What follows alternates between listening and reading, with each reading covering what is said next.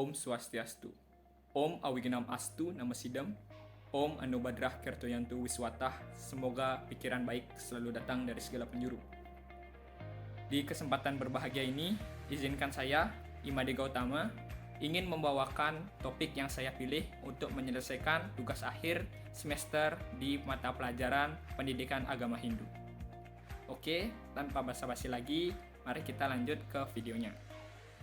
Sebagai umat Hindu yang lahir dan tumbuh berkembang di Bali, pastinya kita sudah tidak asing lagi dengan yang namanya upacara ataupun ritual keagamaan yang kita laksanakan di Bali. Berbicara mengenai upacara ataupun ritual keagamaan yang ada di Bali, pastinya itu erat kaitannya dengan sesuatu yang kita haturkan ketika kita menghaturkan sebuah upacara ataupun ritual keagamaan yang biasa kita sebut dengan banten. Nah, seperti yang kita tahu, banten ini sangatlah banyak jenisnya. Nah, maka di video kali ini, saya juga akan membahas mengenai salah satu banten yang menarik perhatian saya untuk dibahas di video kali ini, yaitu Banten Daksina. Nah, mengapa saya tertarik untuk membahas Banten Daksina? Karena ketika saya riset mengenai Banten Daksina ini, saya menemukan informasi bahwa Banten Daksina ini merupakan sebuah banten yang tidak pernah absen ketika kita melakukan sebuah ritual keagamaan yang ada di Bali. Nah, mengetahui informasi tersebut, pastinya kita sebagai umat Hindu akan bertanya-tanya, mengapa sih Banten Daksina itu selalu hadir di dalam upacara yang kita lakukan, dan apa itu Banten Daksina? Fungsinya apa aja sih? Terus makna yang ada di dalam Banten Daksina itu apa aja sih? Oke, maka tanpa basa-basi lagi, mari kita simak penjelasannya di video selanjutnya.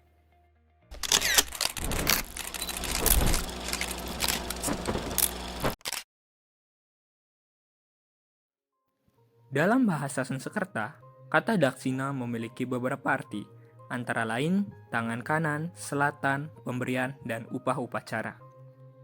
Maka dari itu, dapat ditarik kesimpulan secara umum bahwa Daksina merupakan sebuah penghormatan tulus ikhlas dalam bentuk upacara atau pemberian harta benda atau uang kepada pendeta atau pemimpin upacara.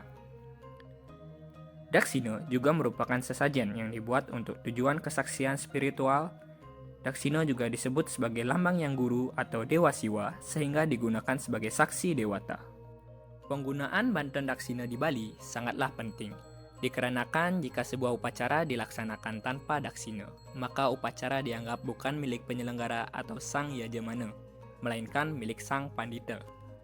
Daksina di Bali memiliki makna sebagai penghormatan dan siwa murti atau bentuk siwa yang diejawantahkan dalam simbol-simbol Banten. Juga disebutkan dalam lontar Parimbon Bebanten menyatakan bahwa upacara tidak akan sukses tanpa Daksina. Daksina disebut juga Yatnya Patni, artinya kehadiran Daksina sebagai sakti atau kekuatan dari suatu upacara. Jadi, kekuatan suatu yatnya terletak pada Daksina. Primbon Bebanten juga menyebutkan bahwa tanpa Daksina dalam pemujaan dapat merusak indria atau panca indria dan berakibat buta atau tuli. Selain itu, dapat menghilangkan seluruh yasa dan kerti, atau jasa dan usaha. Pentingnya Daksina juga terkait dengan keberadaannya sebagai tapakan dari ide Sang Yang Widiwasa dalam berbagai manifestasinya. Dalam pelaksanaan upacara, Daksina tidak berdiri sendiri, melainkan selalu diiringi oleh bandan-bandan pengiring. Daksina bukan hanya merupakan elemen fisik, tetapi juga merupakan perwujudan dari Tuhan dalam berbagai aspek dan manifestasinya.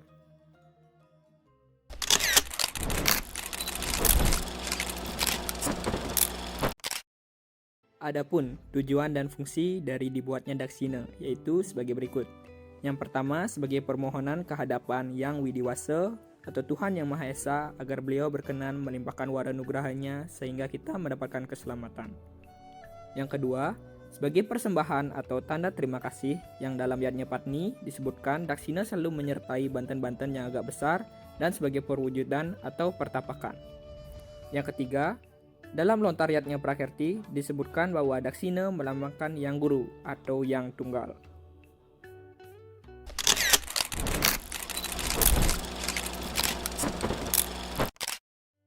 Daksina memiliki 13 unsur di dalamnya, yang dimana unsur-unsur dari Daksina ini merupakan representasi dari isi dalam semesta, yang dimana Dari 13 unsur tersebut merupakan lambang dari trio dasa saksi yang terdiri dari yang pertama, ada serembong atau bebedogan atau wakul daksina. Serembong daksina ini biasanya terbuat dari janur atau selepan yang bentuknya melingkar dan tinggi. Yang dimana serembong daksina ini merupakan lambang dari Sang Hyang Ibu Pertiwi yang merupakan simbol bumi atau makrokosmos. Pada umumnya, serembong daksina ini terdiri dari alas serembong dan serembong daksina, yang dimana alas serembong ini merupakan lambang dari Ibu Pertiwi dan serembong daksina ini merupakan lambang angkasa atau ether yang tanpa tepi. Yang kedua ada tapak dara. Tapak dara terbuat dari 2 potongan janur kemudian dijahit membentuk tanda tambah. Tapak dara sendiri merupakan lambang dari Sang Hyang Rewa Beneda. Selain itu, tapak dara adalah lambang swastika yang berarti keseimbangan dan keadaan yang baik. Yang ketiga ada beras musti atau agama.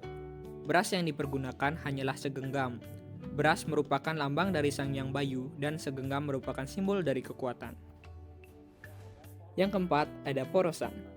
Porosan merupakan inti dari sebuah banten, yang dimana porosan tersebut terbuat dari daun sirih yang di dalamnya terdapat pinang dan kapur.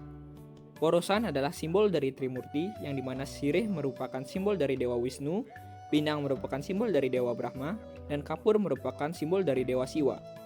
Pada umumnya, Banten Daksina menggunakan porosan silih asih yang merupakan lambang dari Sang Hyang Semararati. Yang kelima, ada gegantusan. Gegantusan merupakan perpaduan dari isi daratan dan lautan, yang terbuat dari kacang-kacangan, bumbu-bumbuan, garam, dan ikan teri yang dibungkus menggunakan keraras, atau daun pisang yang sudah kering. Semuanya itu merupakan sadrasa. Gegantusan merupakan simbol dari Sang Hyang Indra. Selain itu juga, gegantusan juga merupakan simbol dari Jiwatman. Yang keenam ada pepeselan. Pepeselan terbuat dari 5 jenis dedaunan yang diikat menjadi satu yang merupakan lambang dari Panca Dewata yang terdiri dari daun duku yang merupakan lambang dari Dewa Iswara, kemudian ada daun manggis yaitu lambang Dewa Brahma, dan daun durian atau langsat atau ceroring yang merupakan lambang dari Dewa Mahadewa, dan daun salak atau mangga yang merupakan lambang dari Dewa Wisnu, dan daun nangka atau timbul yang merupakan lambang dari Dewa Siwa. Secara umum, pepeselan merupakan lambang dari Sang Hyang Sangkara sebagai penguasa tumbuh-tumbuhan.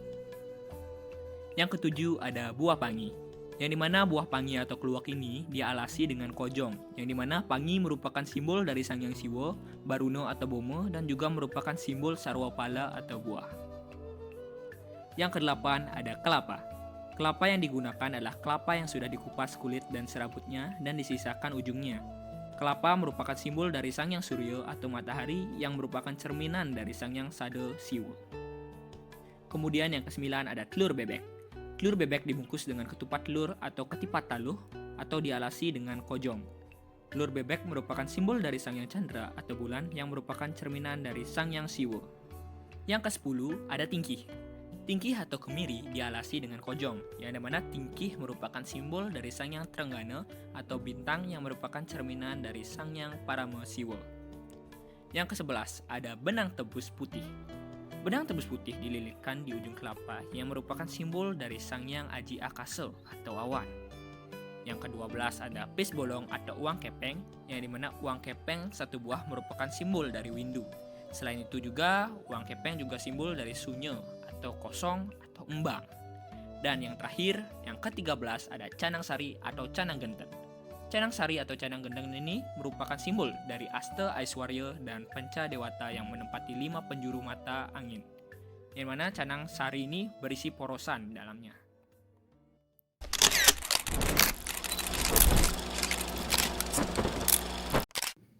Setelah mendengar penjelasan mengenai pengertian daksina, fungsi dan unsur-unsur daksina itu sendiri, maka kita dapat menarik kesimpulan mengenai pentingnya daksina dalam suatu upacara yang dilaksanakan di Bali, yang dimana daksina sendiri merupakan tapakan dari ide Sang Hyang Widiwasa dalam berbagai manifestasinya dan juga merupakan sesajen yang dibuat untuk tujuan kesaksian spiritual. Yang dimana daksina juga disebut sebagai lambang dari Yang Guru atau Dewa Siwa sehingga digunakan sebagai saksi dewata, serta unsur-unsur daksina yang merupakan lambang dari trio dasa saksi.